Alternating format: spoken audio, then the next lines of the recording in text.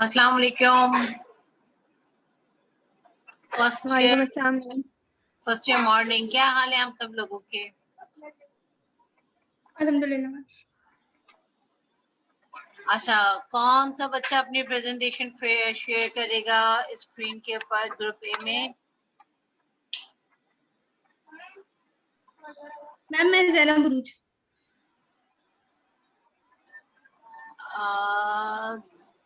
ज़ैनब उरूज। Okay Zainab, मैं आपको host बना रही हूँ। जी ओके मैम। आप शेयर स्क्रीन पे जाके अपनी प्रेजेंटेशन शेयर कीजिए बेटा।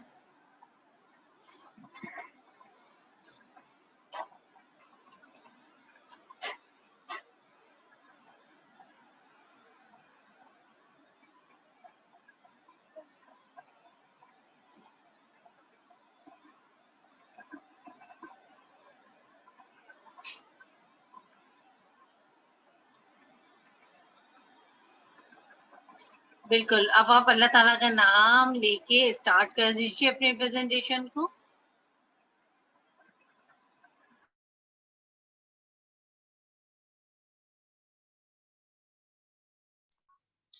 Assalamualaikum.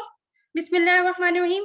Assalamualaikum and a very good pleasant morning to everyone. I am Zainab Ruj, currently enrolled in Faculty of Pharmacy at Hamdard University. So I am here for the presentation with my dear group members, namely Shahir Salman, Anas Khan, Ramin Ahmed, and Wasfa Aslam. So the topic which we choose to represent in front of you all guys is suspension. The content that we are going to cover in our presentation are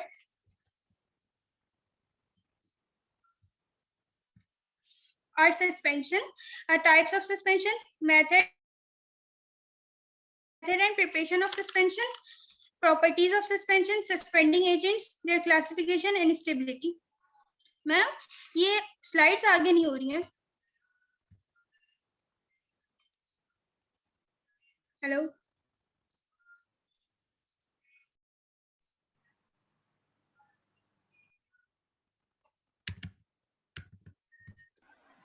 बेटा कोई problem हो रही है? Now let's talk about what is suspension. A suspension is two-phase system composed of solid material dispersed in a liquid. Actually, a suspension is a biophasic system. Now, what is biophasic? It means that there are two phases in suspension. One is solid phase and the other is liquid phase. So those solid particles which are not dissolved are suspended in liquid. Now, here are some advantages of suspension. Stability. Now, the first one is stability. Some drugs are not stable in solution form. In such cases, it is necessary to prepare in insoluble form of that drugs. Means कि अगर कोई drugs बन रही है और वो solution की form में स्टेबल नहीं है तो उसे हम सस्पेंशन की फॉर्म में बनाकर स्टेबल कर देते हैं. Example penicillin. And this now the second advantage is choice of solvent. If the drug is not soluble in water and solvent other than the water is not acceptable, suspension is the only choice. Means कि अगर कोई drugs water में dissolve नहीं हो रही और water के अलावा कोई दूसरा सॉल्वेंट यूज नहीं कर सकते हम तो सस्पेंशन के थ्रू ड्रग्स को सस्पेंड करवा देते हैं. For example corticosteroid. Now the third one is masks the taste. जैसे कि हमें पता है बहुत सारी ड्रग्स बिटर इन टेस्ट होती हैं. For example chloramphenicol. Chloramphenicol is bitter in taste but highly soluble in water. So chloramphenicol के टेस्ट को बेहतर बनाने के लिए हम क्लोरामफेनिकॉल अल्टीमेट को यूज करते हैं और सस्पेंड करवाते हैं वाटर में ताकि वो बेहतर टेस्ट दे सके. Now the fourth one is bioavailability. Drugs in suspension have higher rate of bioavailability और सस्पेंशन में पार्टिकल साइज पहले से ही स्मॉल होते हैं. वो इसलिए आसानी से हमारे सिस्टमिक सर्कुलेशंस में अवेलेबल होते हैं. For example, antacid suspension provides immediate relief from hyperacidity than its chewable tablet form. Well, that's it from my side. Now I will hand over this presentation to my dear group member Shahir Salman to cover type of suspension and furthermore. UV में होगा कि उसमें IR में? Assalamualaikum. A very good morning to everyone. I am Shahid Salman and enrolled in the Faculty of Pharmacy at Hamdard University. Now, let's take some several types of suspension here. We are discussion about one of them, oral suspension. These are the suspension which are consumed by the patient by oral route. ये वो suspension है जिनको हम पीते हैं या orally लेते हैं, फिर वो सिमेट्रिक सर्कुलेशन में डिसॉल्व होकर रिस्पॉन्स करती है. जनरली इन ड्रग्स को हम मोस्टली फ्लेवरिंग और स्वीटनिंग एजेंट को यूज करते हैं ताकि हम अपनी ड्रग्स को बेटर कर सकें.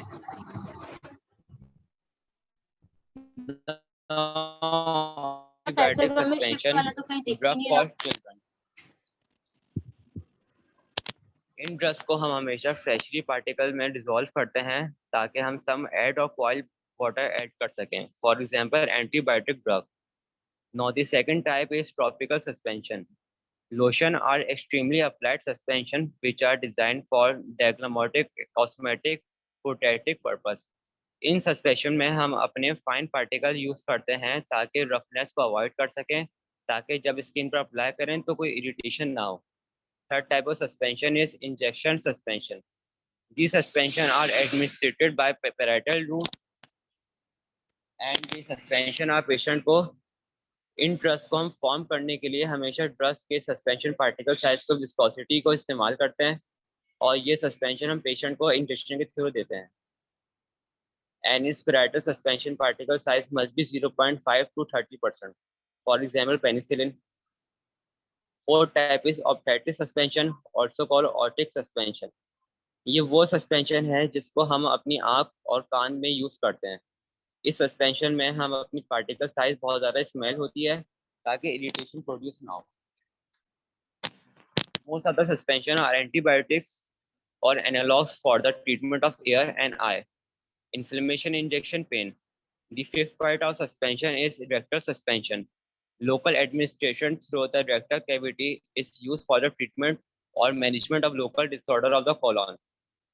The sixth type is aerosol. These suspension are used for inhalation of drugs delivery to the lungs. And the seventh type is vaccine. These suspension used for the induction of immunity and often formulated as suspension. For example, Kikilora vaccine or others. Okay, this is from my side. Now, Anas Khan, please continue further discussion or suspension. Thank you. To Anas Khan. Assalamu alaikum. I am Anas Khan, a student of Faculty of Pharmacy. Let me discuss the method and preparation of suspension. Firstly, all powders and all the ingredients, they should be homogeneous in size. Wash the mortar and paste. Mix the insoluble powder in mortar, adding the first ingredient in smallest amount. Afterward, dilute it with other increasing amount of bulk. Add enough vehicle to produce a smooth paste. Now, what is vehicle? Vehicle is a carrier used as solvent or diluent. Add a small amount of any non-volatile solid ingredients and mix well. Dilute the suspension with appropriate vehicle until it's porable. Examine the suspension visually. If it contains any foreign particle, then strain the muslin cloth. The formulation of the mortar must be homogeneous before transfer. The formulation of the mortar must be homogeneous before transfer. There should be low thick particle around the pestle and the top of the mortar. The liquid. अब इस mixture को transfer करेंगे हम. Then इसमें colouring agent and preservation add करेंगे. Add any volatile solids ingredient previously dissolved vehicle. Wash the mortar and pestle with sufficient volume of vehicle until they are quite clean. Motor और pastel को wash करेंगे और volume को adjust करेंगे vehicle की help से. Finally transfer the formation into a bottle and shake thoroughly. Now going forward to the next topic, properties of suspension. A suspension is a heterogeneous mixture. The size of a solute particle in a suspension is quite large. It is larger than 100 mm in diameter. The particles of a suspension can be seen easily. The particles of a suspension do not pass through a filter paper, so a suspension can be separated by filtration. The suspension is unstable. The particles of a suspension settle down after some time. Why? Because of their heavy weight.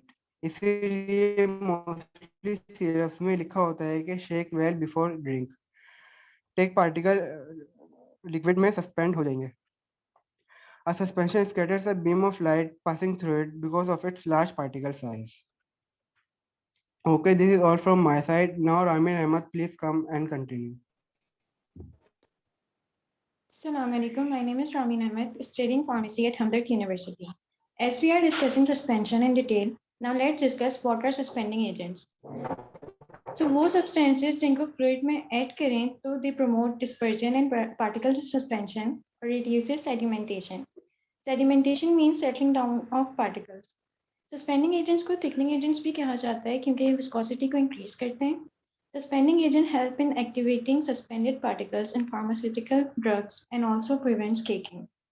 Now here is the list of some suspending agents, namely alginides, acacia, xanthan gum, bentonite, carbomers, gelatin, methyl cellulose, hydroxylethyl cellulose, carboxyl methyl cellulose, and powder cellulose. Now we will discuss classification of suspension. Basically, suspension को 4 basis पर classify किया जाता है. Number 1, based on general classes, based on proportion of solid particles, based on size of solid particles, based on nature and behavior of solids. Suspension based on general classes. It is also divided into 3 types. Oral suspension. In suspension को हम orally लेते हैं. ये oral route से pass होकर circulatory system में dissolve होती हैं और फिर response करती हैं. For example, paracetamol suspension. Number 2, topical suspension. These suspension are used for external use, for example, calamine lotion. Number 3, parenteral suspension. ये suspension हम patients को injection के through देते हैं. For example, procaine, penicillin G suspension. Basically, ये एक intracellular muscular injection होता है. Classification of suspension based on proportion of solid particles. Means दूसरे words में कह सकते हैं कि कितना internal phase present है और कितना suspended है suspension medium या external phase में. इसको भी 2 parts में divide करा जाता है, dilute suspension and concentrated suspension. Dilute suspension में 2 to 10% weight by volume of solid present होता है. For example, cortisone acetate. Concentrated suspension. इसमें 50% weight by volume of solid present होता है. For example, zinc oxide suspension. Suspension based on size of particle. It includes coarse suspension. वो suspension जिसमें particle size 0.2 micron से ज़्यादा हो उसे coarse suspension कहते हैं. Number 2, colloidal suspension. Colloidal suspension में internally dispersed solids का particle size 0.2 micron से less होता है. Number 3, molecular or nano suspension. Particle size of internal phase suspended particles is less than 1.0 nanometer. इसका पार्टिकल साइज बहुत small होता है जिसकी वजह से ये अनस्टेबल होते हैं. इनको स्टेबल करने के लिए हम सर्फेक्टेंट्स को यूज करते हैं. Number 4, classification of suspension on the basis of nature and behaviour. They are of 2 types, flocculated suspension and deflocculated suspension. Flocculated suspension is a type of suspension जिसमें पार्टिकल्स एग्रीगेट होते हैं, combine होते हैं और एक flock form करते हैं. और इन सिंपल वर्ड्स पार्टिकल्स एक ग्रुप और बंच फॉर्म कर लेते हैं. इस सस्पेंशन को फ्लोक्युलेटेड सस्पेंशन कहते हैं. डीफ्लोक्युलेटेड सस्पेंशन. डीफ्लोक्युलेटेड सस्पेंशन में पार्टिकल्स सेपरेट होते हैं, एक दूसरे से अलग होते हैं और कोई फ्लॉक्स फॉर्मेशन नहीं होती. Now if we compare flocculated and deflocculated suspension on the basis of stability, then when we freshly prepared flocculated stable then flocculated suspension. Actually होता क्या है, जब हम फ्लोक्युलेटेड प्रिपेयर करते हैं तो फ्लोक्युलेटेड सस्पेंशन में पार्टिकल्स फ्लॉक फॉर्म में होते हैं तो उनका वेट भी ज़्यादा होता है, इसलिए वो जल्दी सेटल डाउन हो जाते हैं. और स्टेबिलिटी बेसिकली डिपेंड करती है कि पार्टिकल्स कितने टाइम तक लिक्विड और डिस्पर्जन मीडियम में सस्पेंडेड रहते हैं. सो फ्लोक्युलेटेड सस्पेंशन का रेट ऑफ सेडिमेंटेशन फास्ट होता है, इसलिए वो अनस्टेबल होते हैं. पार्टिकल्स सेपरेटेड होते हैं, उनका वेट लाइट होता है तो वो ज़्यादा देर तक डिस्पर्जन मीडियम में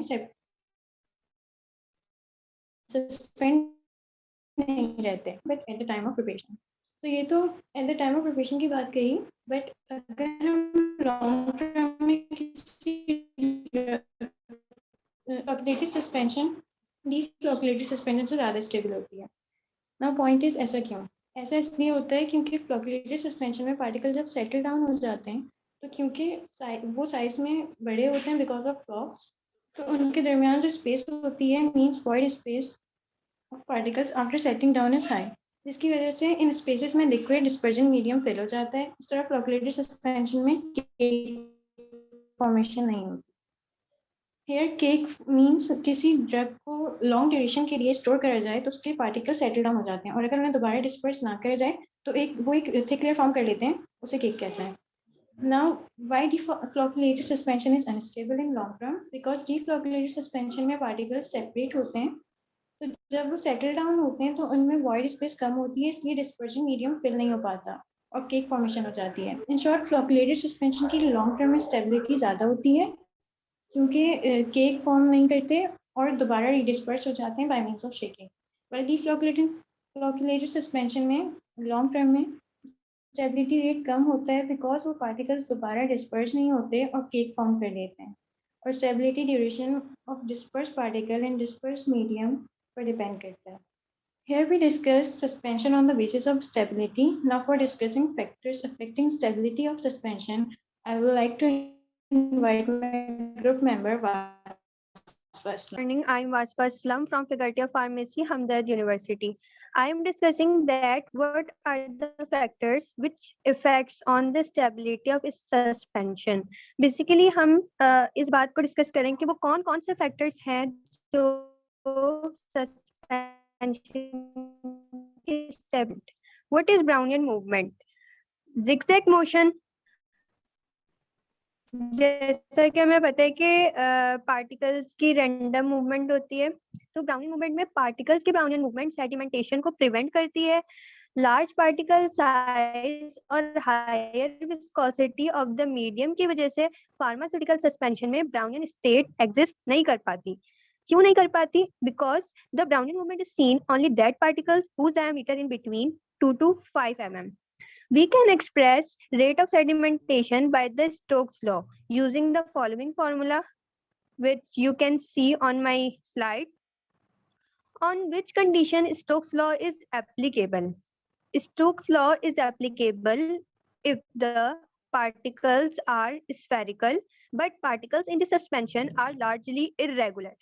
Second, particles settle freely and independently. Suspension में होता है कि 0.5 से लेकर 2% weight by volume solid contain करता है, और इसमें पार्टिकल्स ड्यूरिंग सेडिमेंटेशन एक दूसरे के साथ इंटरेक्ट नहीं कर रहे होते हैं।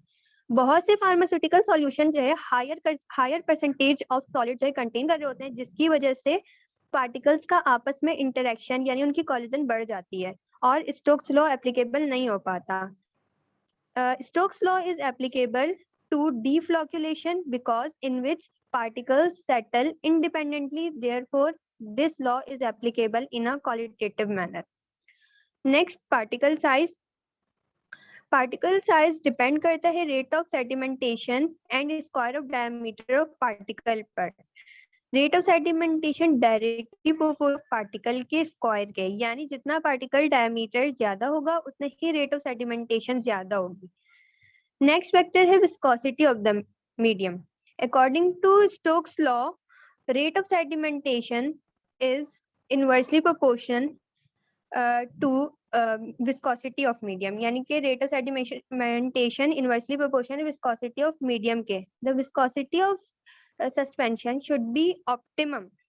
विस्कोसिटी को हम सस्पेंडिंग एजेंट या थिकनिंग एजेंट के जरिए इंक्रीज कर सकते हैं, but selection of viscosity have both advantages and disadvantages. Next है डेंसिटी।